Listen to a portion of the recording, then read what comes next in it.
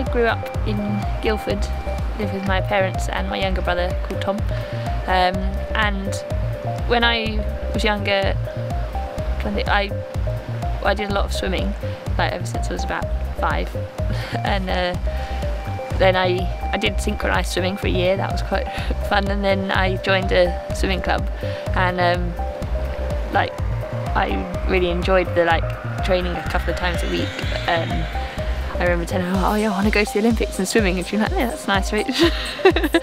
And I think I had this sort of idea that sport was like team games, and that was just, and what I liked doing was I was quite up for things like rock climbing or like swimming in the sea, or like more adventurous things, which didn't really feel like a sport at the time to me. That it was just like what I liked doing.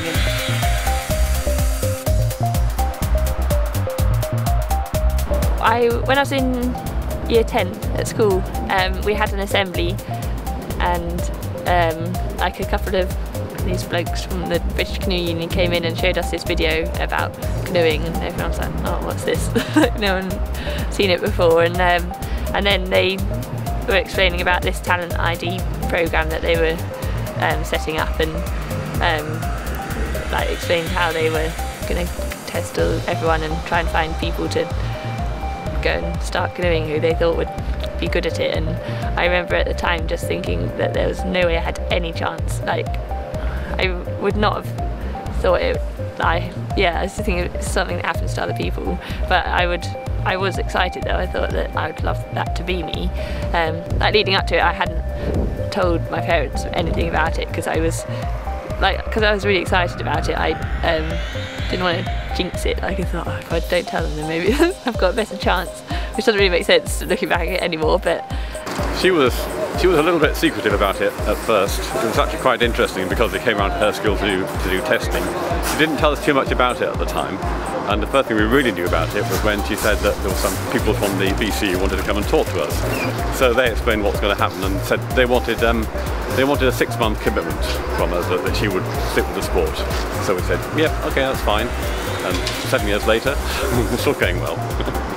I started paddling down at Way Kayak Club that summer, and like he says, this is a boat. Oh, okay, and like work out what canoeing actually is, and then spent the whole rest of the summer falling out of the boat.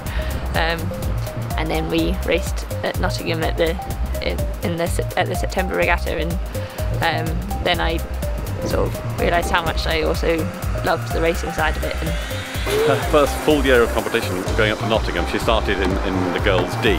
By the end of the year she was girls A, and it's very rare someone goes right through the ranks in a single season, so I think that gave us a sign that there was some potential there.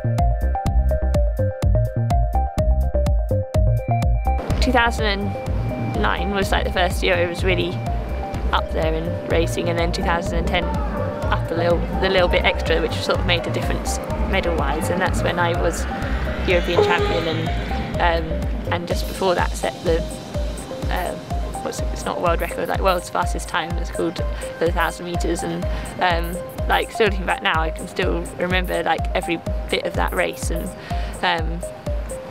it's so exciting, like especially that race because I was quite far off. I sort of kind of knew I had it before the finish line, but you don't let yourself think anything of it until you've actually finished, and that like excitement you get is so good. Like that's what you train for really, and I don't really know how to describe it, but like the feeling you get after sort of exceeding your own expectations or just doing or what you've been aiming for, then it's so good that it's a bit like a drug, and that's what you get addicted to it, and that's what you're training for, to try and get that again.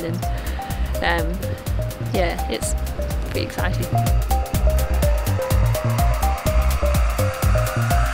It's kind of become my new hobby. It's kind of grown over the last couple of years. It started off with a bit of crocheting and kept making little animals, and then started a bit of scrapbooking, and then added in a bit of, maybe painting came first, or somewhere along the line, and then last year for my birthday I got a sewing machine, and that's been my new exciting toy. And it was quite fun doing the actual making. It's quite a good sort of distraction, and it's kind of relaxing as well because it sort of stops you thinking about other stuff. It's just like it's something totally different. But then I like it once you've got all your made things and you can sort of look around place and be like, oh yeah, this is that one I made that time, and this is this lion that I crocheted when we were on training camp in Portugal, or like everything's got a bit more of a, like, it means a bit more. Shopping it was like the thing that I did, and would just go into Topshop and clear them out, and my boyfriend's always teasing me about my trip to Oxford Street, and then I'd been up a couple of times recently and not even gone into Topshop, but raided the haberdashery section in John Lewis instead, and so we come home with all these like new materials that I'm really excited about, and showing him, and he's just like, yeah, nice. But yeah, so I think my tastes and my hobbies changing a bit.